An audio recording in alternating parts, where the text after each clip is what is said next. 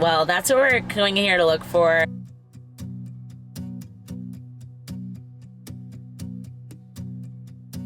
Your wall. I'm just layering.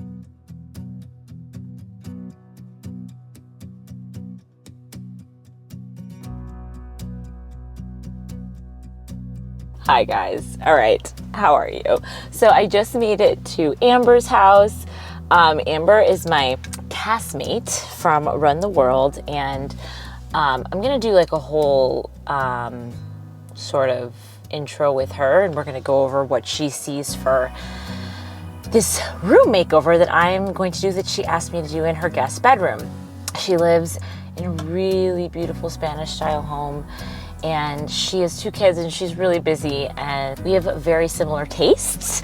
So when I told her I was starting this channel, she was like, can you please do my room? And I was like, as long as I can film it, I will do it. So I'm headed in there to go take some measurements, and I've seen the room before because I've obviously been to her house before, but I haven't been in there in a while. So I just need to see like what pieces I need to cycle out. We've already ordered one piece from Hudson, from Paul, that right now it's June. It's not getting here. I just heard today till mid-June. The time frame kind of keeps getting pushed back, which is fine. Yeah, so I'm going in to get the measurements and get a vibe for the room and figure out what exactly I need to get to make this room makeover happen in her guest bedroom. So let's go. So this is the room that I will be making over. It is Amber's guest bedroom. It has pretty bare bones, like a white bed, and this is all the bedding kind of bunched up, so ignore that. But I won't be changing anything major like light fixtures or curtains, anything like that. Everything I'm doing is purely decorative. The rug changes, the seating in here changes, the decor changes, there's a new piece that comes in.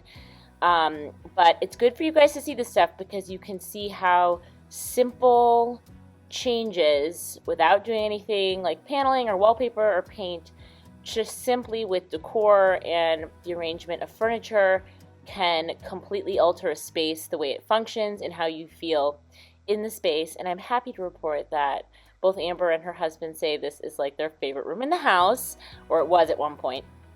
So yeah, you'll see the entire makeover in part 2, but this is where I started. Amber. Hi. And I, hi, are here in Agora Hills. Yes. Amber, is this her secret spot? I was trying to remember today why I know this place, and I don't know. But I've been coming here. This is the Agora Antique Mart. Mm-hmm. I've been coming here for a few years. I've found some of my favorite pieces in my house here. So I thought Corbin needed to come. And then we're also on the hunt for some stuff, right? Yeah, we're looking for, I already found a frame. We're looking for a mirror. Yeah. And what was the other thing? I think that was it. Just a floor length mirror. No, there was one other thing. Oh, I wanted to, I don't know if they're gonna have it here, but I wanted to find some like coffee table books for your, just for like styling. Oh. If they have that they do kind of thing in here. They do, you'll see. All right. Well, that's what we're going here to look for. And yeah, we've got Winnie with us. She's in the back. She's gonna wake her up. Well, I can't really get her on camera because my arm work is not that strong. But okay, let's go in here and see what we can find. I might have to be kind of awkward and stealthy, but maybe not, because apparently Amber is famous in here for I'm not coming famous. here. I just feel like there's one lady that knows me, and she might be like, "Oh yeah, do whatever," or not. And she's famous in the Agora Hills Antique Market. Don't let her tell you differently. On our way. So I was super impressed with the Agora Hills Antique Market. Again, if you are in the area of Los Angeles, this is a really good one to visit. There were so many beautiful antique pieces and vintage pieces, sort of mixed in sometimes with modern pieces, but it's a really good trip. Just beautiful outdoor. What's it called? Private Gardens of Santa Barbara. Oh, that's a dream. Yeah. This is so nice. Oh, look how charming that is. We found so many great coffee table books, primitive wood pieces, vintage ceramics, everything you could think of.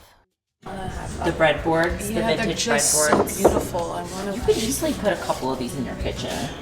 These are a little big. Those you are might really want big, though. something smaller, but honestly, like even the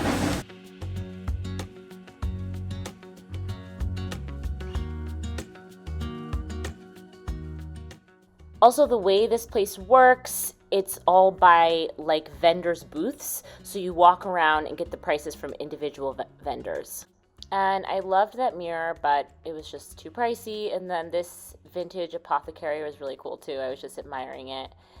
And as I was looking inside, I found some faux bread, which I thought was kind of hilarious. But I always see stylists using faux bread, and I thought it was kind of cool to see it in real life. How do you hang them on your wall? I would just layer them up against like a countertop, like Oh, like behind up the against stove? the backsplash. Yeah, just kind of like that. Yeah. So they're like next to each other. Yeah. And then this piece we were not even looking for, but it was such a great price. Amber totally scored and put this in a different room in her house. Yeah.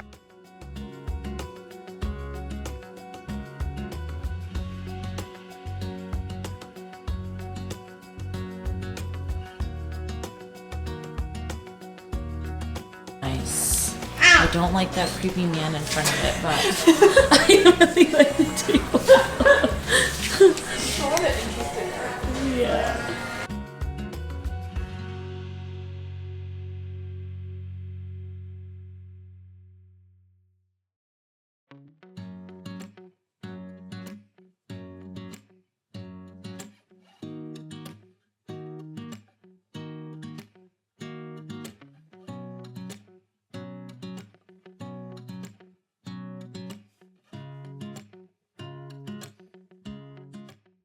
These vintage ceramic bowls, they had a great collection. One of the vendors are super in. I see so many stylists like Studio McGee and Amber Interiors using them in their kitchen styling. Found this chandelier, which I thought was super beautiful. This sort of like aged iron French chandelier. And then of course these porcelain china plates with the painted flowers were super elegant and beautiful, and a really nice price for such a hefty set.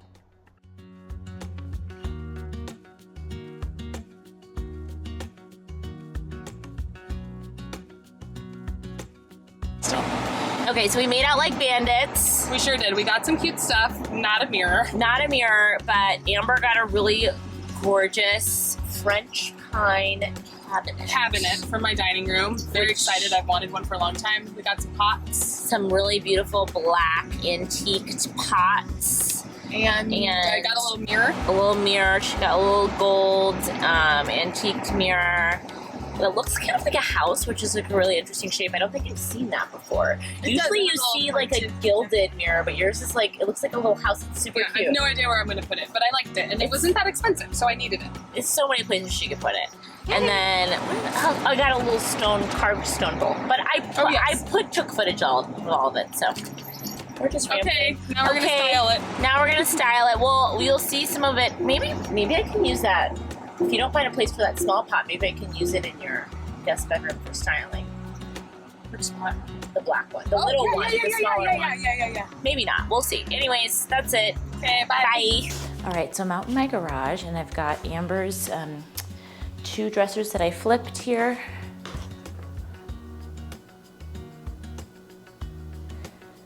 So my plan with these is to just sand them down, and I'm going to spray paint them with the spray paint I picked up called Heirloom White. And then I also bought some new hardware for them, antiqued bronze hardware, because they came missing one.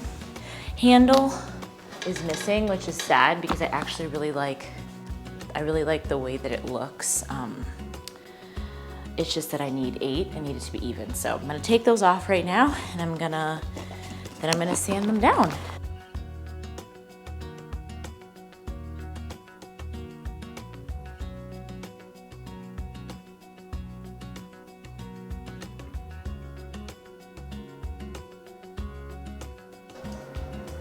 Okay, the hardware is all off, and I'm about to sand these so I can spray paint them. But I'm gonna start off with a 200 and, oh no, sorry, this is an 80 grit sandpaper. I might need to switch to a 220 grit, which is a finer sandpaper, because this is honestly already pretty stripped down, so.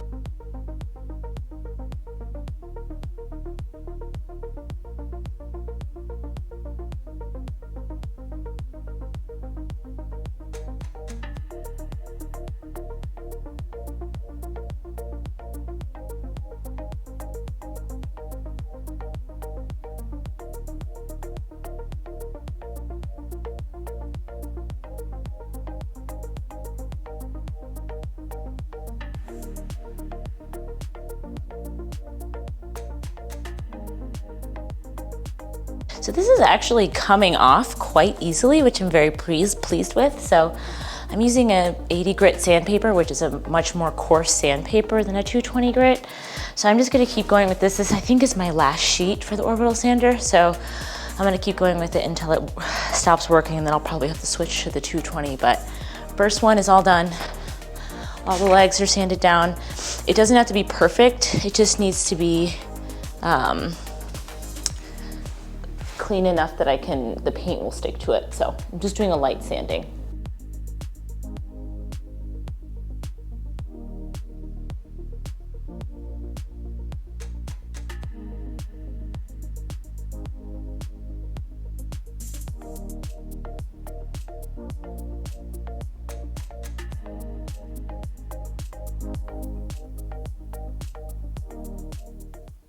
So this is what they look like, all sanded down and ready to be cleaned off, which is where I started. I think I just took some like soap and water and just sort of wiped all of that residual dust from the sander down, and with a microfiber towel let it dry. And then I'm going in with, like I showed you earlier, that antiqued white spray paint. Of course, you want to make sure that you do this in a well-ventilated space. I did this in my garage and I had the door open. Probably should have worn a mask because I think I got a headache afterwards, but you live and you learn.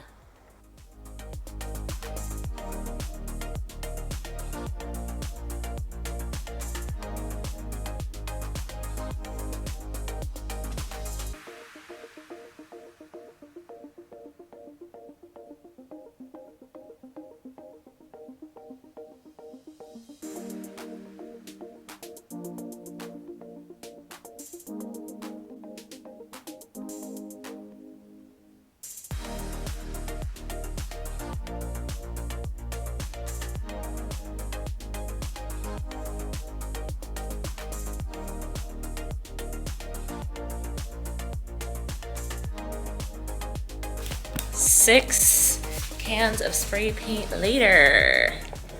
These are what Amber's nightstands are looking at. Like, they're not dry. I've just probably done, I don't know, I've probably done about 8 coats at this point. So